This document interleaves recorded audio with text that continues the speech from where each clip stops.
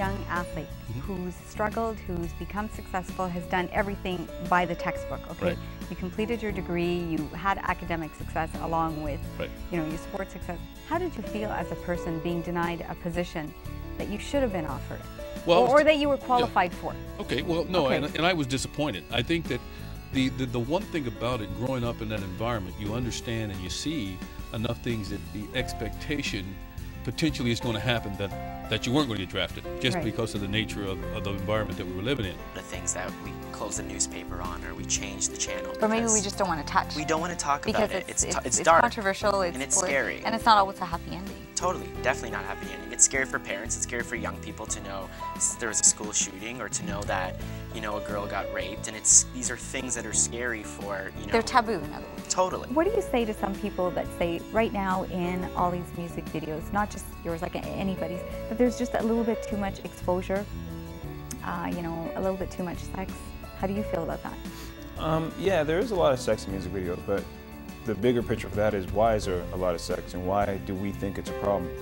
Do you think now, when you look back on it, that first time you didn't get drafted, it almost was a blessing because it gave you the time to maybe develop and hone in on your skills that were slightly weak, maybe?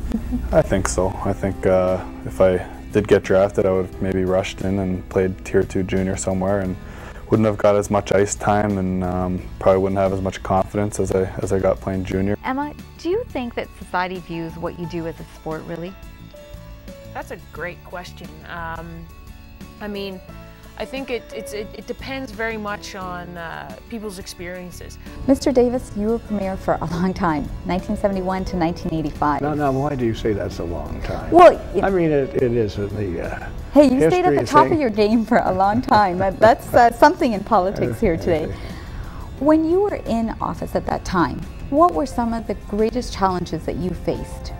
Well, I think one of the major challenges, was running a government, trying to maintain the stability, the economic health of the province. Mr. Bauer, after you ended your illustrious hockey career, you also went into coaching and scouting. What was it like being on the other side of the fence now?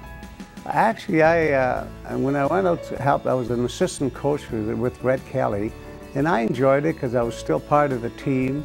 Now, this amazing outfit that you seem to come up with every year, do you have a dress designer, or how do you come up with that? No, again, Mrs. Claus, she's the backbone. Here is Cece, and she's wearing an outfit from Parasuco, and her shoes are from Steph's.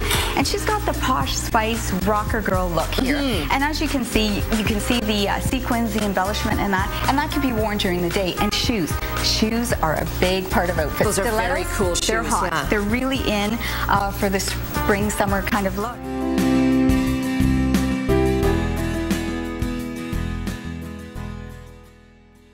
According to a 2001 census by Stats Canada, there are 116,770 residents in the Brampton-Springdale riding.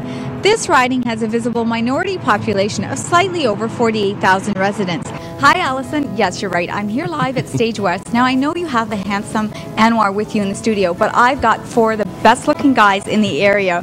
Now, I know this is a show about music from the 50s. How important is the whole costume and the makeup and everything to setting the whole scene for viewers? Well, for us, the makeup and the hair especially sets the mood for us as actors. Good morning, Allison. Good morning, Anwar. And I've got to say to both of you, this is one of the mornings that I'm very happy that you both are in the studio and I'm out enjoying the nice weather here. Usually I'm stuck outside and you guys are nice and warm inside, and it's a beautiful day here.